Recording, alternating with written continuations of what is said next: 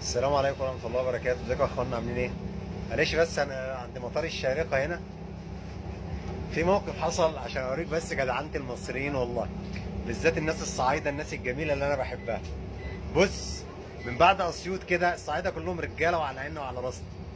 اسيوط، آه، قنا، سوهاج، اسوان، الحتت الجميلة دي. طب انت داخل بقى كده ايه من بداية الصعيد الجواني جوه كده، بتبتدي بقى تلاقي الرجولة على حق. موقف بسيط جدا جدا جدا، كنت في مطار الشارقة بوصل حد هنا، وانا راجع داخل، طبعا اسلوب الشارقة غير اسلوب دبي، اللي جه هيفهم. احنا في دبي كله بقى ايه، رقمي، اونلاين وبكروت والكلام ده. في الشارقة لا، لسه الكاش، لازم تدفع الكاش، مفيش حاجة اسمها ايه، ببلاش ده خالص. قاعد لا بيه ولا عليا، لقيت الراجل الطيب ده عم محمود. عم محمود، عم محمود، منين يا عم محمود؟ من سواء. من سوهاج. شغال هنا يا عم محمود؟ انا شغال هنا في المنطقه. شغال يا عم محمود؟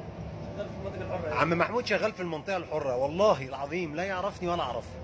حرفيا والله العظيم لا يعرفني ولا أعرفه.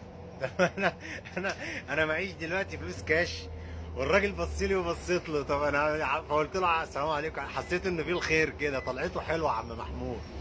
يا ريت الناس تدعي له يا إخوانا. اسمه عم محمود، من عم محمود السوهاجي، شغال هنا في المنطقة الحرة، من الناس الصعايدة الرجالة يعني. لا اعرفه ولا عرفني. طلع قال له خد يا عم حاسب وبس. قلت له طب هنوصل واديك؟ قال له والله العظيم ما يحصل، عيب عليك، احنا عم مصريين زي بعض. ادي يا اخوانا نوع من الانواع اللي تفتخر انك تشوفها في السفر، الناس المصريه الاصيله والصعايده، وما ادراك ما الصعايده بقى. عايز تقول حاجه يا عم محمود؟ بالله عليكم يا اخوانا ادعوا لعم محمود السوهاجي، وادعوا لنا احنا كمان ان ربنا يقوينا على الغربه اللي احنا فيها دي.